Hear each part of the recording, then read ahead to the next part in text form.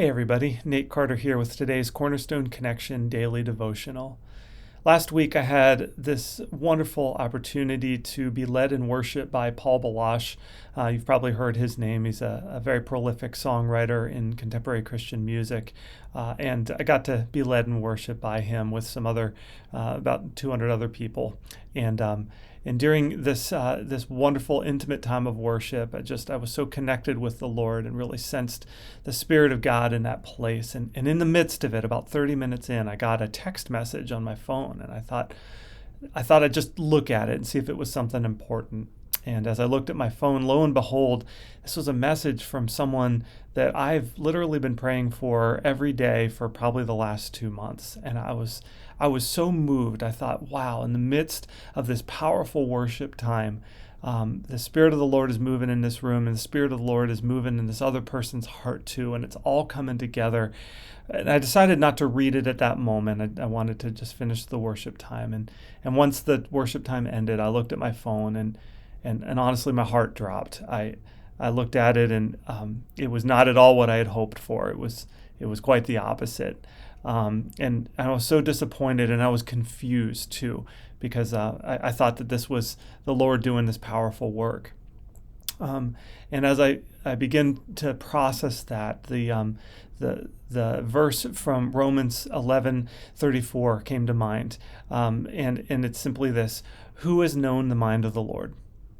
Or who has been his counselor?" And I thought, here I am, and I've defined what God should be doing in this circumstance, but who has known the mind of the Lord, and why should I think that I should be his counselor and that he should follow my script for the way things work together? And as I looked at that verse to study it a little bit more, I noticed that there was a footnote that takes you to Isaiah chapter 40, verse 13. Very similar wording. "Who is able to advise the Spirit of the Lord? Who knows enough to give him advice or teach him?" And I thought about that in the context of the painful situations that we go through. And perhaps you've been in a place in your life where you feel like you've entered into maybe a dark valley, but then it seems like you're seeing a light. It seems like you're seeing the way out. Maybe there's a sickness, and there looks like there's a possibility for healing. Maybe there's a relationship that's broken, and it looks like maybe that the other person is coming around and that relationship is going to be mended.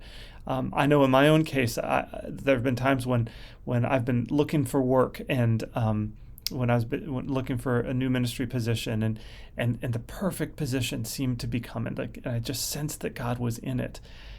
And then the bottom dropped out, and I didn't get the position, or that relationship didn't get mended, or the sickness got worse and ended in death. Whatever the case may be, and you go, "Why is this? I sensed that you were working, Lord." Well, it brings me back to this verse: "Who has known the mind of the Lord?" And in Isaiah 40, as I looked back, that's this wonderful passage of scripture it's messianic prophecy. And if you look at the beginning of that chapter, as you're in the midst of that pain, and you see that chapter begins with these words: "Comfort my people, says your Lord." The verse about the mind of God comes in the context of comfort. Isaiah is getting a vision of the Messiah coming, and he's going to bring comfort to his people. And it may not be what we expect. In fact, as verse 7 says, "The grass withers and the flowers fade beneath the breath of the Lord." And so it is with people. We realize that we are frail and fragile, and just the mere breath of the Lord can blow us over and wither us into nothing. But yet God comes with comfort. And who has known the mind of the Lord? As we contemplate that, we realize the context of this message again that says, verse 9, "Tell the towns of Judah, your God is coming. Yes, the sovereign Lord is coming in power. He will rule with a powerful arm. See, he brings his reward with him as he comes. He will feed his flock like a shepherd. He will carry the lambs in his arms, holding them close to his heart." And all that is in the context of the mind of the Lord that we don't understand, but at the same time, the God of all comfort who is coming to shepherd his flock.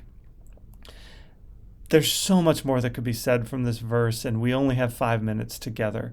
But if you're in the midst of that confusing time right now, I want to bring you back to the God of comfort, who is powerful, who will rule over the nations, who has the power to wither, but the power to also restore.